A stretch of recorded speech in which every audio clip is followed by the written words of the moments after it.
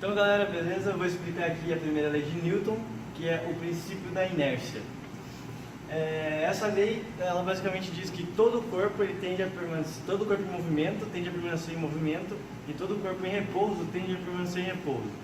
Um exemplo disso é o nosso querido amigo Joe aqui, está em cima do skate, que está andando nessa direção, nesse sentido, só que ele encontra uma pedra no caminho e o skate bate nessa pedra. Quando o skate bate nessa pedra, o skate para, mas ele, estando em cima do skate, ele tende a permanecer o movimento dele. O skate vindo para cá, aqui a pedra bate no skate, então ele para o movimento, mas ele ainda tende a permanecer em movimento, então ele cai. Agora a gente vai demonstrar um exemplo do princípio da inércia com o meu amigo Gabriel aqui.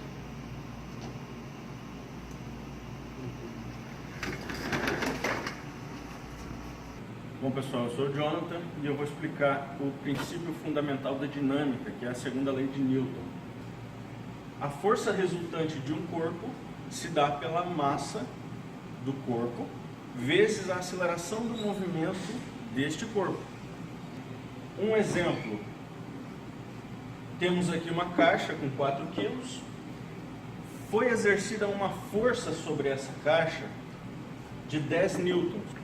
Eu preciso descobrir a aceleração. Qual é a aceleração dessa caixa?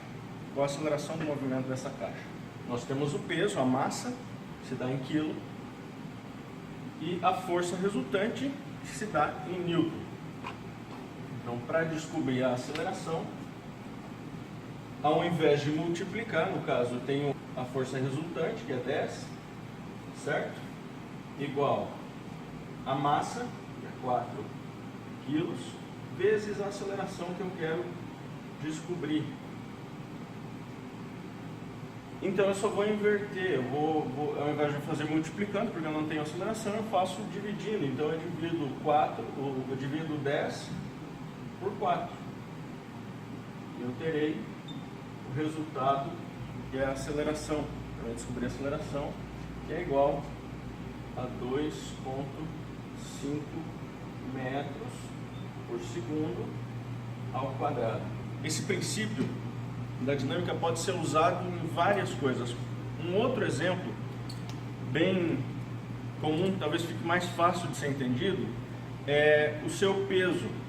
Na realidade, aquilo que a gente observa na tela da balança, quando você sobe em uma balança para saber o seu peso, não é o seu peso real, é a sua massa, certo? Então você tem a sua massa. E nós temos a gravidade, que ela exerce a aceleração sobre o corpo. Ok? Então eu multiplico para descobrir o seu peso em newton, eu vou multiplicar a sua massa, no caso, que aparece na balança, vezes a aceleração da gravidade, que é 9,8. Aí eu descubro a força resultante, que é o seu peso na realidade, e não aquilo que mostra no visor da balança. Eu vou explicar agora a terceira lei de Newton, que é a lei que trata sobre ação e reação. Essa lei basicamente diz que toda vez que eu aplico uma determinada força a um certo objeto, esse objeto devolve essa força que eu apliquei com a mesma intensidade, porém em sentido oposto. Por exemplo, aqui na imagem a gente tem um objeto batendo contra a parede com determinada força. Logo, a reação é a parede devolver essa força, essa intensidade, na mesma quantidade.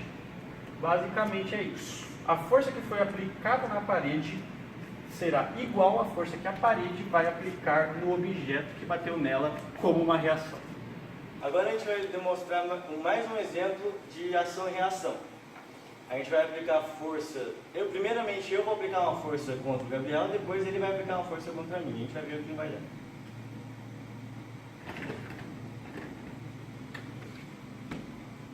Agora eu vou aplicar uma força do Thiago e a gente vai ver a reação.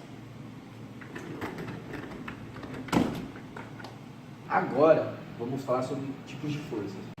Elas são divididas em duas: fundamentais e não fundamentais. Gravitacional é a força de um corpo puxando o outro, de atração. Com ela, a gente pode relacionar a força-peso, que é o único tipo de força não fundamental que é gravitacional. Também temos a força eletromagnética, que gera muitas outras coisas. A força eletromagnética, ela está relacionada com o poder de atração e repulsão entre os elétrons e prótons. E com essa, devido a essa força eletromagnética, a gente obtém as outras forças não fundamentais de atrito, empuxo, a força normal, resistência do ar, tensão ou tração, a força elétrica e a força magnética. Também temos a terceira força, que é a força nuclear. A força nuclear é a força que está presente dentro do núcleo do átomo, para poder segurar, no caso, a força eletromagnética dos prótons, porque como eles tendem a se repelir e eles estão presos dentro do núcleo do átomo, precisa existir uma força muito maior para poder segurar eles lá dentro sem instabilidade. Então, de cima para baixo, nós temos que a força gravitacional, que é a mais fraca, a eletromagnética, que está entre as duas, e a força nuclear, que precisa ser muito mais forte por esse fator de segurar os prótons dentro do núcleo.